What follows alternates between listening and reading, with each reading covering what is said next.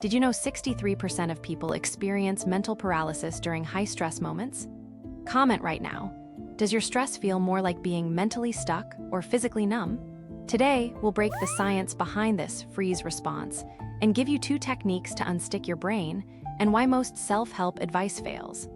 Subscribe now so you don't miss the one strategy that rewires your stress system overnight.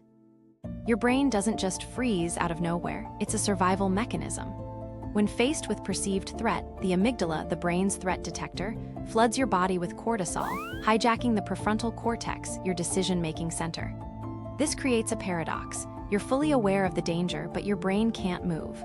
Modern stressors, like work deadlines or financial crises, trigger this ancient response, leaving you paralyzed in moments that require action. Understanding this mismatch between ancient biology and modern life is the first step to breaking the cycle. Most stress advice tells you to just push through or man up, but this approach worsens paralysis. When your brain is in fight or flight mode, forcing action raises cortisol even further, deepening the freeze. People also fall into a trap of self-criticism. "I should be able to handle this" becomes another layer of psychological pressure. The real problem isn't your weakness, it's your brain's outdated wiring. Trying to override it with willpower is like yelling at a storm. It only makes things worse. To override the freeze response, you need to re-engage your senses. The 5-4-3-2-1 technique is a neuroscience-backed way to do this. Name 5 things you see, 4 things you feel, 3 things you hear, 2 things you smell, and 1 thing you taste. This activates the somatosensory cortex, which can outcompete the amygdala's panic mode. Try this during a freeze.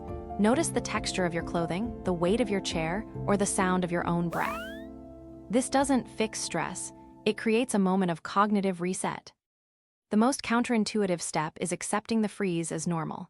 When you tell yourself, "This is just my brain protecting me," you reduce the mental resistance that deepens the freeze. Acceptance isn't surrendering. Research shows it lowers cortisol by 20% in stress tests. Imagine holding a frozen lake. Trying to force it to melt only makes it colder. But if you let the ice sit and wait, it eventually thaws on its own. This technique rewires your brain to see paralysis as a neutral state, not a failure. To make these techniques stick, practice them in low-stress moments. When you're calm, simulate a freeze response by imagining worst-case scenarios, then apply grounding and acceptance. This trains your brain to respond automatically when real stress hits.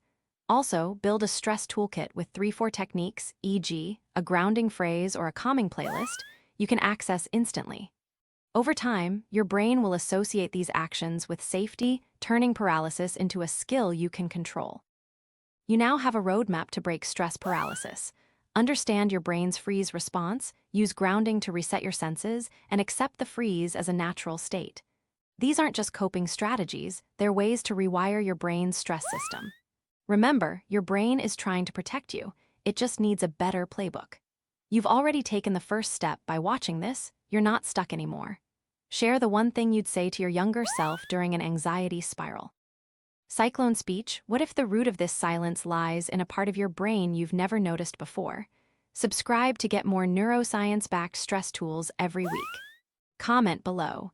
Did your last stress moment feel more like mental freeze or physical numbness? Let's build a community where no one has to suffer in silence.